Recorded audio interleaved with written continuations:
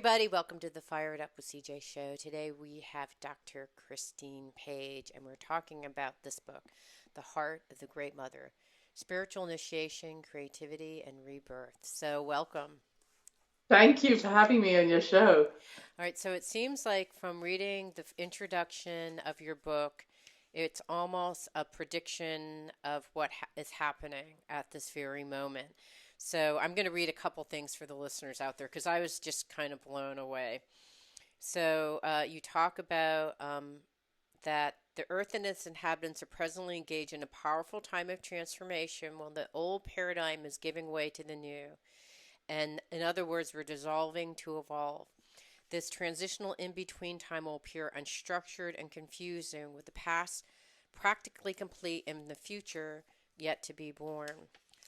40% of the people will instantly recreate what's just been swept away.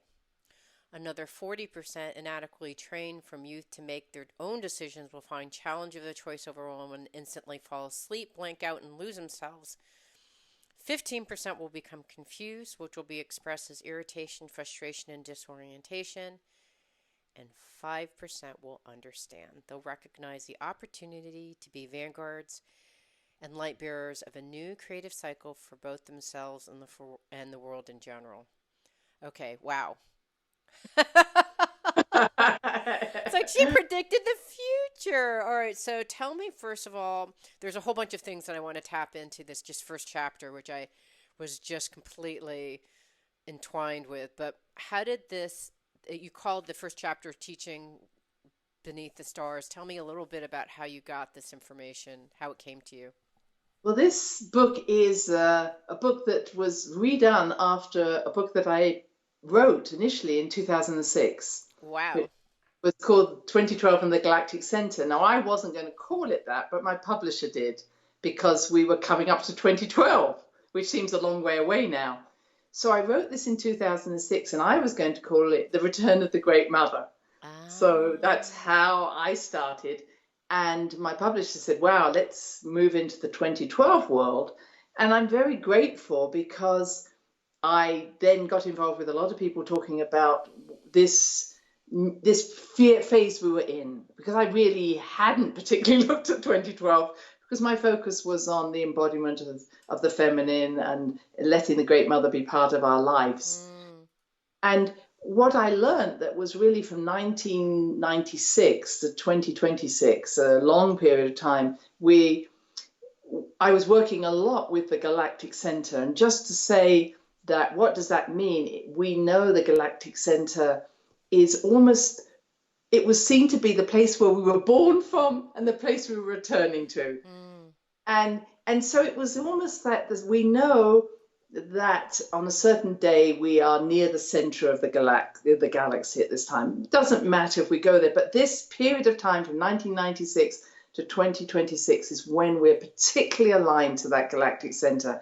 And that galactic center was seen to be the heart of the Great Mother, which is really Oh. came from. So you say, where did I get this information? I was in a meditation, but the meditation just going on and on. It wasn't one meditation.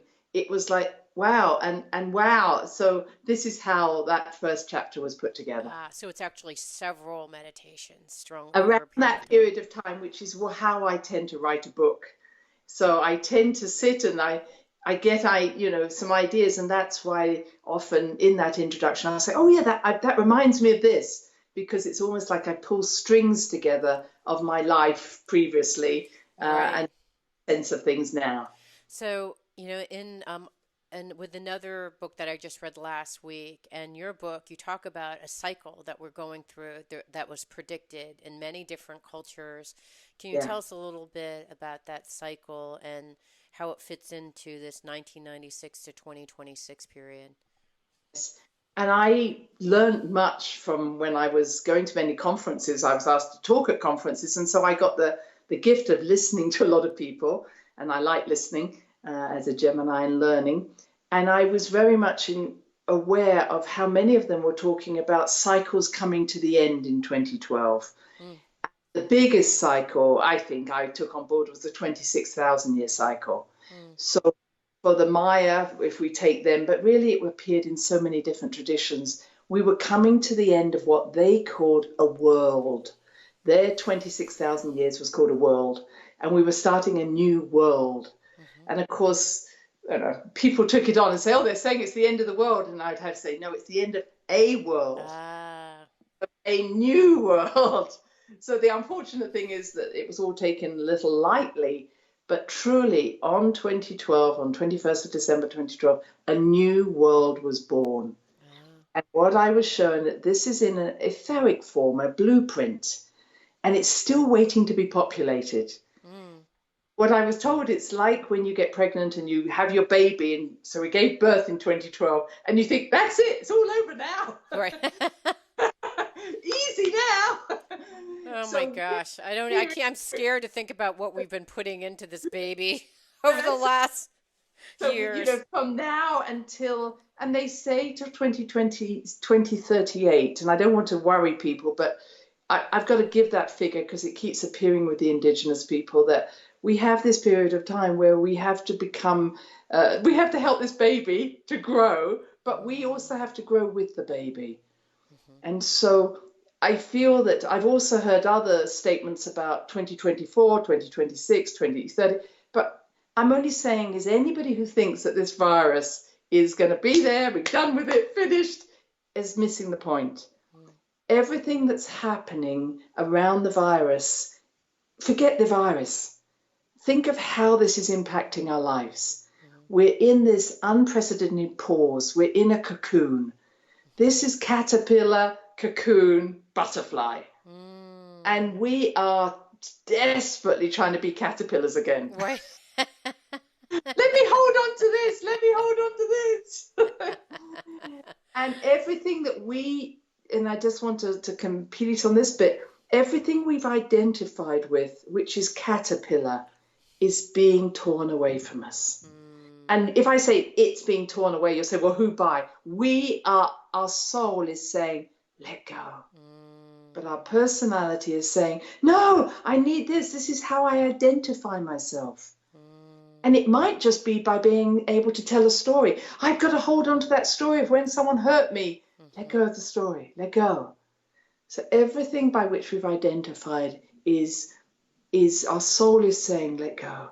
But Mm. we are terrified because if I'm not that, then who on earth am I? Right. And then you're in the abyss of the void, right? Which in some cultures describe that as like the great mother and a wonderful place to be, right? Where we're like, oh no, I'm nothing. But what you talk about in the book is that this is, um, so let's see, I don't think I've talked about this. There is a phase of inspiration when seeds or new ideas are planted and nurtured. This is followed by full expression and manifestation of the potential of that seed into the world, similar to a flower in full bloom. The idea has taken form and become matter, and it's time to celebrate.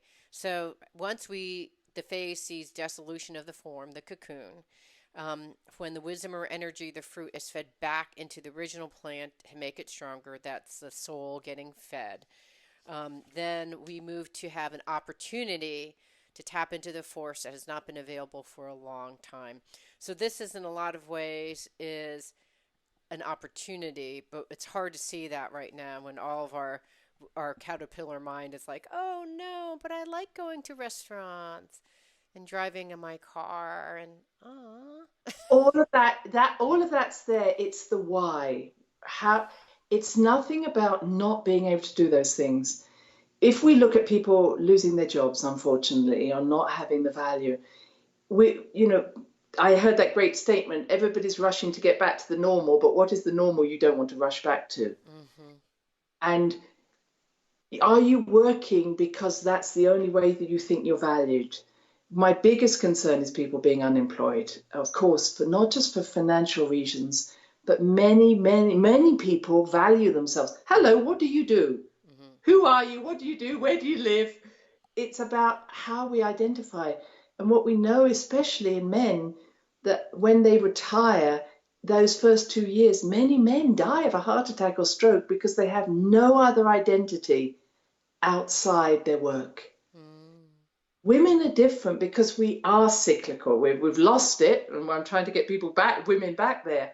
But women go through a cycle of both building something up and then letting it go. We could Mm, say that simplest way of our menstrual cycle.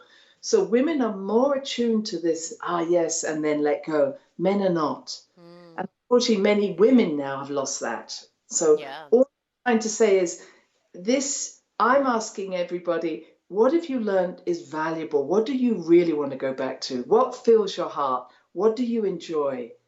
And you might say, well, I don't want to go, I have to go back to work because I'm going to make money. If that's the reason you're doing it, you're already poor.